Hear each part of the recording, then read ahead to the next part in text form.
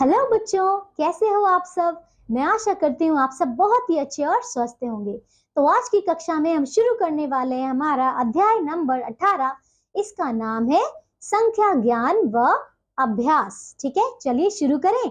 आइए शुरू करते हैं। Knowledge and practice of numbers. ठीक है, तो हमें संख्या ज्ञान व अभ्यास करना है। शुरू करते हैं। हिंदी के अंकों को बोल बोलकर अभ्यास कीजिए। ठीक है, चलिए बोल बोलकर हम अभ्यास करते हैं। ठीक है, तो पहला है 1, 2, 3, 4, 5, 6, 7, 8, 9, 10।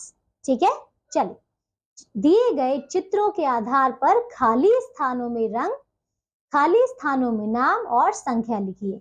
देखो अब क्या लिखा है, जैसे कि एक चित्र दिया गया, इसमें कितने हैं, इसमें 3 हाथी है। तो कितने हाथी है, यहाँ पे आपको लिखना है 3। ठीक है, देखो तो यहाँ पे लिख दीजिए आप 3। ये देखिए 3 लिखा हुआ है ना, ये नाम है हाथी, ये संख्या शब्दों में है 3 और ये संख्या अंकों में है 3। ठीक है, यहाँ देखो कितने हैं। पहले तो ये है क्या, ये तो आम है, तो चलिए यहाँ पे लिख देते हैं हम आम।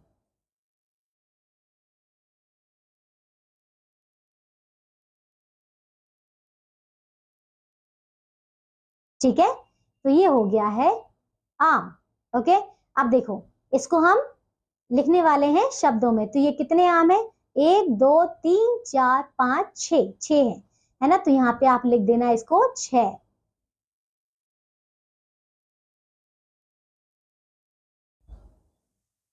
चलिए ये वाला आप खुद से लिख लेंगे इसे। ठीक है, मैं इसे इरेज कर देती हूँ।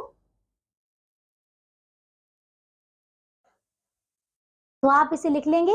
ठीक है, चलिए ये 6 हो जाएगा और यहाँ पे क्या हो जाएगा 6। ठीक है, ये लिखेंगे हम इसे 6। ठीक है, चलिए 6 हो गया। चलिए ऐसे ही नीचे यहाँ पे देखिए ये कितनी बॉल है, यहाँ पे 2 है। ठीक है, ये 2 है, पहले ये बॉल है, ये 2 है और यहाँ पे अंकों में लिखेंगे 2। यहाँ देखिए ये 4 है, ये क्या है, मछली है, 4 है और यहाँ पे 4 अंकों में लिखेंगे। यहाँ देखो ये क्या है, कितने मेंढक है, यहाँ पे ये 5 है ना। पहले तो ये मेंढक है, ये 5 है और यहाँ पे 5 लिखेंगे। ठीक है, इसी प्रकार आप ये सारे लिख लेंगे, है ना।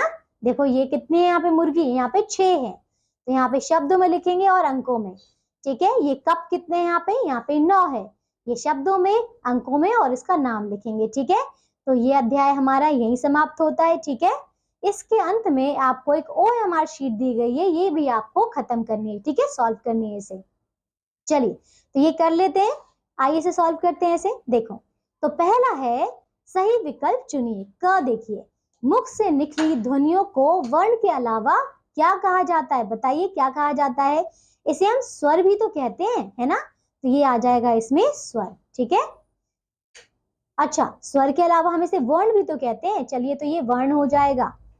चलिए तो ये हो जाएगा इसमें वर्ण। चलो तो ये हमने लिखा इसमें वर्ण। देखिए वर्ण क्यों क्या कहते हैं, हम अक्षर भी कहते हैं। ख में देखिए नीचे लिखे शब्दों में किस में एक ही मात्रा का प्रयोग है, बताइए किस में है। ये है आपका पहला सेब। ठीक है, ग देखिए वर्णों के सही मेल से क्या बनते हैं, बताइए क्या बनते हैं, यहाँ से शब्द बनते हैं। ठीक है, घ देखिए ताजमहल किसे कहते हैं, बताइए व्यक्ति को, इमारत को या वस्तु को। तो ये तो इमारत है। ठीक है, ड़ा देखो क्या है, पुल्लिंग शब्द किस जाति के बारे में बताते हैं, तो ये पुरुष जाति के बारे में बताते हैं। ठीक है, च देखिए पुस्तक शब्द में कौन सा वचन है, बताइए कौन सा वचन है पुस्तक में। तो ये तो आपका एक वचन है ना। चलो छ देखिए अपने लिए किस सर्वनाम का प्रयोग होता है, बताइए अपने लिए मैं का प्रयोग होता है ना, है ना। चलो ज देखिए मैंने 2 सेब खाए, वाक्य में विशेषण क्या है, बताइए 2 सेब या मैंने, बताइए मैंने 2 सेब खाए हैं। तो मैंने कितने सेब खाए हैं, 2 सेब खाए थे, 2 इसका विशेषण है। ठीक है, झ देखिए काम बताने वाले शब्दों को कहते हैं, क्या कहते हैं, बताइए क्रिया कहते हैं। ठीक है, देखिए यहाँ देखिए सच का उल्टा शब्द क्या होता है, बताओ सच का उल्टा होता है झूठ। ठीक है, ट में देखिए भाई को और किस नाम से पुकारते हैं? ठीक है, बताइए। भाई को हम भैया भी तो कहते हैं, है ना। चलो छ देखिए, किसी व्यक्ति से बिना मिले उससे बात करने के लिए हम किसका प्रयोग करते हैं? बताइए।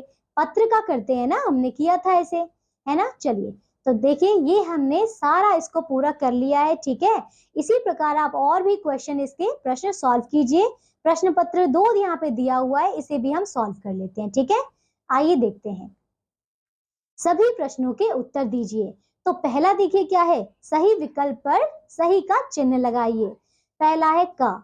सर्वनाम चिन्ह, सर्वनाम शब्द किसकी जगह प्रयोग किए जाते हैं? बताइए। ये तो नाम की जगह पे किए जाते हैं ना, है ना। दूसरा देखो ख। काम बताने वाला शब्द क्या है? बताइए। ये सूरज, पढ़ना या सुमन? तो ये तो पढ़ना है। ठीक है, अब दूसरा देखो, निम्नलिखित शब्दों के पर्यायवाची शब्द लिखिए। तो क्या है बताइए।